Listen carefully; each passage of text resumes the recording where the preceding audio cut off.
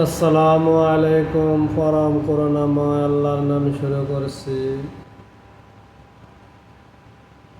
ধর্মীয় নেতাদের প্রতি আমার প্রশ্ন, মুসলমানদের যে ধর্মীয় নেতারা আছেন তাদেরকে আমি প্রশ্ন করি, আপনারা ইসলামের সঠিক দিকগুলা উত্তোলন করে ধরুন। আপনারা যদি জেনে থাকেন তাহলে সেটিগুলো গোপন করবেন না। হ্যাঁ, আমার কাছে অনেক প্রমাণ আছে, আপনারা অনেক গোপন করেন, অনেক কিছু প্রকাশ্যে বলে না। তাই আমার একটি প্রশ্ন, যে এটা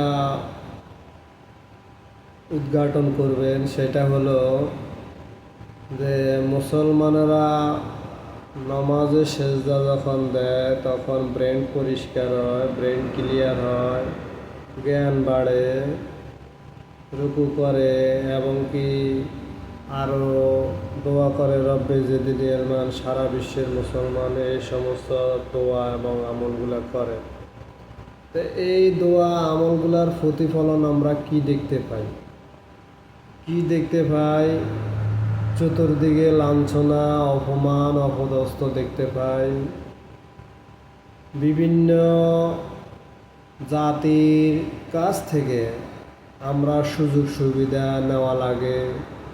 সেটা তেলের খনি থেকে উত্তোলন করার জন্য বিভিন্ন ধর্মীয় বিভিন্ন মানুষের কাছ থেকে সাহায্য নেওয়া লাগে। এগুলা গুনার কথা না। এটা হলো যে আজ যদি ঠক্কর লাগে, আজ যদি কিছু একটা খটকা লাগে, তাহলে আপনারা কি স্বয়ংসম্পূর্ণ নিজের সেরকম ব্যবস্থাপনা আছে? আমরা কারো সাহায্য নেওয়া লাগবে না, আমরা সেরকম প্রস্তুত আছি যে কোনো ব্যাপারে।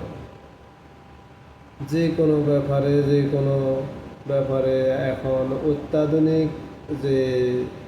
অত্যাধুনিক আপনার যে বৈজ্ঞানিক যন্ত্রপাতি, আধুনিকতা ছোঁয়া, এগুলা কি মুসলমানদের কাছে আছে? এগুলা মুসলমানদের কাছে নাই। তাই এইগুলা অর্জন করতে হবে মুসলমানদের। আপনারা বলবেন ইমানের শক্তি অনেক বড়। ইমানের শক্তি যদি থেকে থাকে তাহলে আপনাদেরকে চোখ ঘুরাইয়া কেউ কিছু বলতে পারত না। আপনাদের অস্ত্র দরকার নাই, আপনারা ইমানের শক্তি দিয়ে প্রতিবাদ করবেন। পেরেছেন ফিলিস্তিন এলাকারে বাঁচাইতে ইমানের শক্তি দিয়া? পারেননি। তারপরে মাইলস্টোন স্কুলের যে ছাত্রছাত্রীরা মারা গেছে, শিশুরা মারা গেছে, আপনারা ইমানের প্রতিবাদ দিয়ে কি পেরেছেন? পারেননি।